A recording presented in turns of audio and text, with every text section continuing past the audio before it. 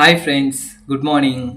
இன்றைக்கி நம்ம என்ன பண்ண போகிறோம் அப்படின்னா, ஒரு பால் பாக்கெட் தயிராக பண்ணி அதை பாதி தயிரை நேற்று காலி பண்ணிட்டேன். இன்றைக்கி அடுத்த பாதி தயிரை காலி பண்ண போகிறோம்.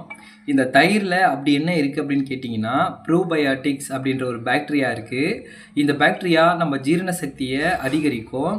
ஸோ இது நன்மைகள். ஆனால் இப்போ நம்ம செய்ய போகிற இந்த தயிரை லஸ்ஸியாக மாற்ற போகிறோம். ஓகேங்களா? இந்த லஸ்ஸி அடிக்கடிக்கு சாப்பிட்றது நல்லது இல்லை, பட் எனக்கு ரொம்பவே பிடிக்கும்.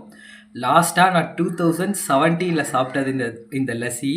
அதுக்கப்புறம் நான் இப்போ தான் சாப்பிட்றேன். ஸோ இந்த லஸ்ஸி ரொம்ப நாள் கழிச்சு நான் சாப்பிட போகிறேன். உங்களுக்கும் பிடிச்சிருந்தா நீங்களும் செஞ்சு சாப்பிடுங்க.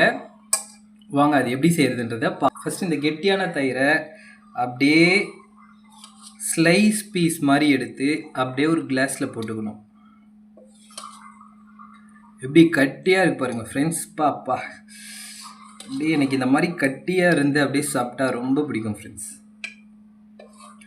முழு தயிரை நம்ம காலி பண்ணிட்டோன்னா நம்ம வீட்டில் திட்டு வாங்கிறதுக்கான பாசிபிள் இருக்குது. ஏன்னா தயிர் தோய்ப்பாங்க இல்லையா? ஸோ அதுக்கு கூட நம்ம விட்டு வைக்கலன்னா திட்டுவாங்க. ஸோ போனால் போட்டோம் அப்படின்ட்டு ஒரு 1/2 ஸ்பூன் விட்டால் போதும். மொத்தத்தையும் நம்ம காலி பண்ணிட அவசியம் கிடையாது.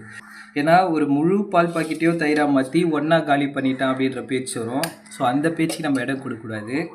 போனால் போட்டுன்ற ஒரு கொஞ்சம் தயிரை நம்ம அடுத்த தயிர் துவைக்கிறதுக்கு வச்சுக்கலாம். ஸோ மீதி தயிரை நம்ம எடுத்துட்டோம். இப்போ இதில் நம்ம சர்க்கரை ஆட் பண்ண போகிறோம். இந்த 1/2 கிளாஸ் தயிராக கூட ரொம்ப சர்க்கரை போடக்கூடாது ஃப்ரெண்ட்ஸ். ஏன்னா சர்க்கரை உடம்புக்கு நல்லதில்லை, இந்த ஒயிட் சுகரு. ஸோ இதில் ஒரு 3/4 ஸ்பூன் போட்டுக்கோங்க.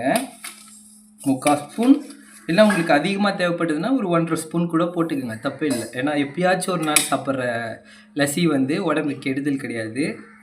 ஸோ சர்க்கரை போட்டுட்டு இந்த ஸ்பூனை வச்சு நல்லா இப்படி கலக்கி. சூப்பர் ஃப்ரெண்ட்ஸ், நீங்களும் ட்ரை பண்ணி பாருங்கள். பிடிச்சிருந்தா ஷேர் பண்ணுங்கள்.